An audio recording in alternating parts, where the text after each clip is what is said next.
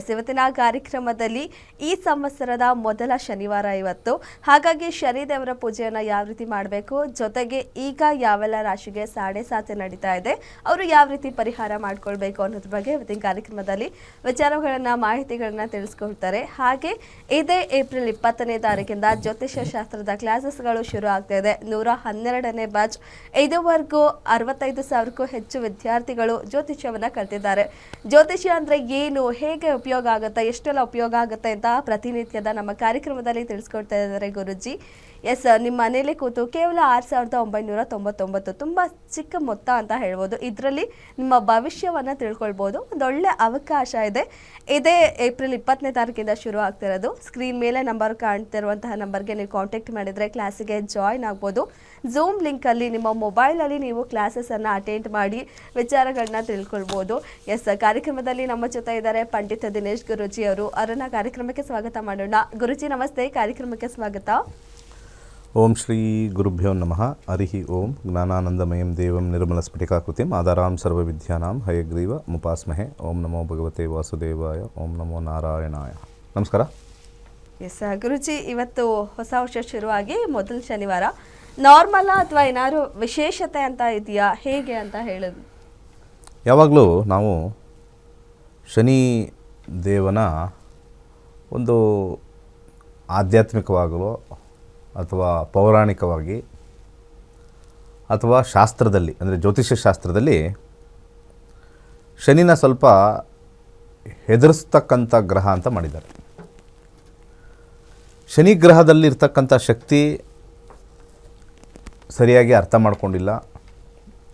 ಸಾಮಾನ್ಯವಾಗಿ ಜ್ಯೋತಿಷ್ಯರಾದರೂ ಆಗಿರ್ಬೋದು, ಜನಗಳಾದರೂ ಆಗಿರ್ಬೋದು. ಯಾರ್ಯಾರಿಗೆ ಶನಿ ಕಾಂಬಿನೇಷನ್ ಬರುತ್ತೆ ಎಲ್ಲರಿಗೂ ಕೂಡ ಪರಿವರ್ತನೆ ಆಗಿರ್ತಕ್ಕಂಥದ್ದು.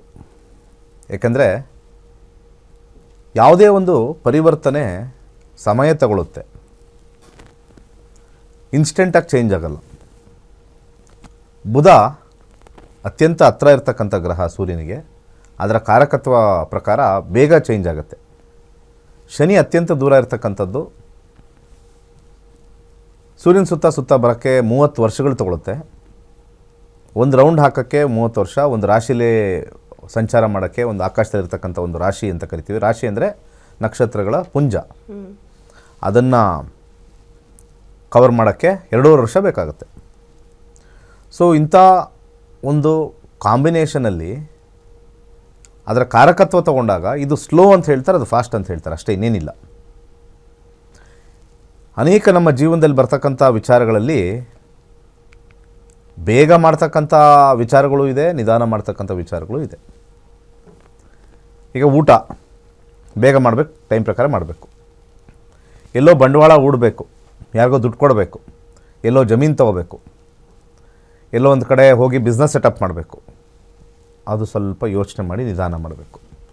ಸೊ ಯಾವ್ಯಾವ ಕಾರ್ಯ ನಮಗೆ ಬೇಗ ಆಗಬೇಕೋ ಅದು ಬುಧನಿಂದ ನೋಡ್ತಾರೆ. ಯಾವುದು ನಿಧಾನಗತಿಲಾಗಬೇಕು, ಮಂದಗತಿಲಾಗಬೇಕು, ಸಮಾಧಾನವಾಗಿ ಆಗಬೇಕು, ಅವೆಲ್ಲ ಕೂಡ ಶನಿಗೆ ಬರ್ತಕ್ಕಂಥದ್ದು.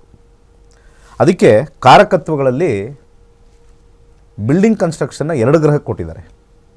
ಒಂದು ಮಂಗಳನಿಗೂ ಕೊಟ್ಟಿದ್ದಾರೆ, ಇನ್ನೊಂದು ಶನಿಗೂ ಕೊಟ್ಟಿದ್ದಾರೆ. ಯಾಕೆಂದರೆ ಒಂದು ಬಿಲ್ಡಿಂಗ್ ಕಟ್ಟಬೇಕು ಅಂತಂದರೆ ಇವತ್ತು ಯೋಚನೆ ಮಾಡಿದ್ರೆ ನಾಳೆ ಬಿಲ್ಡಿಂಗ್ ಬರೋಲ್ಲ. 1 ವರ್ಷ ಆದರೂ ಬೇಕು ಬಿಲ್ಡಿಂಗ್ ಕಟ್ಟಬೇಕು ಅಂದರೆ. 1 ವರ್ಷ ಫೌಂಡೇಶನ್ ಹಾಕಿ ನಿಧಾನ ಕಟ್ಟಬೇಕು. ಆ ಕಟ್ತಕ್ಕಂಥ ಸಮಯದಲ್ಲಿ ಫೌಂಡೇಶನಿಂದ ಹಿಡಿದು ರೂಫರ್ಗೂ ಕೂಡ ಮತ್ತು ಇಂಟೀರಿಯರ್ಸ್ ಎಲ್ಲ ನಡೆಯೋಕ್ಕೆ ಕಂಪ್ಲೀಟಾಗಿ ನಮಗೆ ನಿರ್ವಿಘ್ನವಾಗಿ ಮಾಡಬೇಕು ಅಂತಂದರೆ ಅಲ್ಲಿ ಶನಿ ಬಲ ಇಂಪಾರ್ಟೆಂಟು.